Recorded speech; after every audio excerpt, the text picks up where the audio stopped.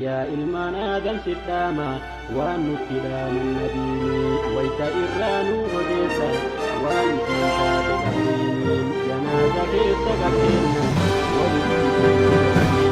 ولكبدي سهتوتي همو يتيرت زنبيني سكراني أفولالا ججب دقا خصمتيني قتي غلا برأبيني اتجو في برمكيني قتي غلا برأكيني اتجو في برمكيني نمك سا قبري كاي إن غرفمو ما كالكيني يا كقبرين إن غرفمني نانقلتي سنقليني نما السلام عليكم ورحمة الله وبركاته. أكما آداء إساني كريستانون نيرو هدو جتشبوتا الرتي أمنان أكما أني سندرة جدون چلول لي جداني بيكتاني كريستانون سين چلول لي دا جدان چلول لي جتشوني جتشا وحيدا دور اللالاني بود اللالاني اتقادو تالاني جدور أم بكتنا نوتي جاني تو تالان كنا منتي دامتي چلول ما دامتي كن غاري دامتي أكي كني جتشول مالف جنان marii kaleessa goonee irratti jecha takka tibbeessonni leeroo sanii kalaas nagee jira osoo ani ibsa kenne jedhuun yeroo takka qofa daqiiqa takka naa kennu osoo jedhuun ibsa ga'ee jira jedheetiin biraa kutuudhaaf yaalaatiin ture. Sababni isaa maalinni dhugaan jirtu akka isaan jedhanii miti.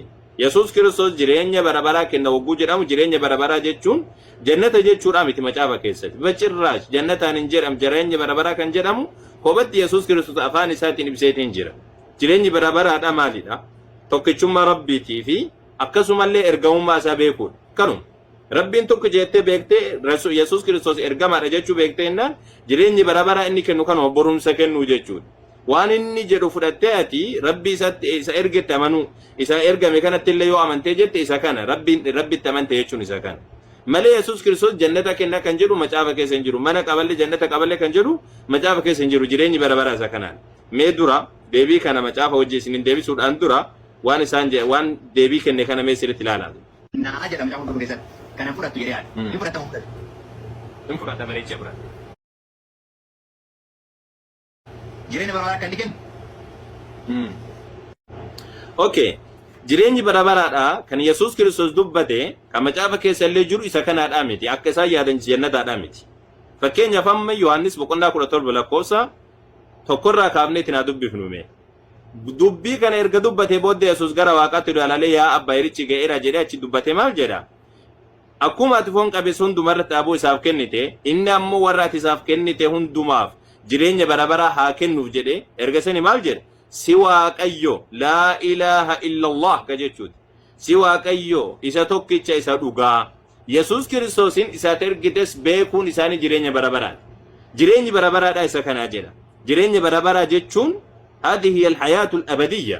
جرين بربرة جتشون أن يعرفك أنت الإله الحق أتي الله توكيتشا أتي واقع توكيتشا إذا لقات أكتا تبيكو نبي الله عيسى نمو عليه السلام إرقامته بيكو جرين بربرة جتشون إذا كان كي يسوس كن الليل لفرت كنات انتو إذا كان بورم سكن جتشون إبلو بورم سكن إبلو أكنا جدام كان بيكو واني يسوس دبتات انتو جرين بربرة إذا كن كان مالي جنة هرامتي أما سيوانس بقولنا شلك وسا ديقدم يافور dhuguma isinittima dubbii koo dhaga'ee isaan ergetti kanama nu jireenya barabaraa qaba inni du'a keessa gara jeenaan darbe malee gara firdiin dhaquu jireetiin dubbata dubbii koo dhaga'ee isaan ergetti kanama nu jechuudha ammas ammoo gaafii ilmaan Zabdewoos gaafatte Maatewos boqonnaa 20 lakkoofsa 20 irratti ilmaan Zabdewoos haati isaanii qabdeetti fiddee yaa gooftaa jetteen ilmaan koo kun lamaan mootummaa kee keessatti inni tokko gara mirgaa kee inni tokko gara bitaa kee haa taa'u akka ta'aniif abboomittiin jette Yesuus garuu waan kanatti hin beektan isin xoofoo dhiphinaan keessa dhuguuf jiru keessa dhuguu hin dandeessu jennaan isin ammoo hin dandeenya isaan ammoo hin dandeenya jedhan jedha. San boodaan maal jedheen innis xoofoo koo keessa dhuguuf jirtu garuu gara mirga koo taa'u yookiin gara bitaa koo taa'uun kan koo miti. Inni sun warra kanaan dura abbaa kootiin qopheeffamaniif ta'a jedhee. Yesuus Kiristoos jireenya barabaraa kennuudhaa miti.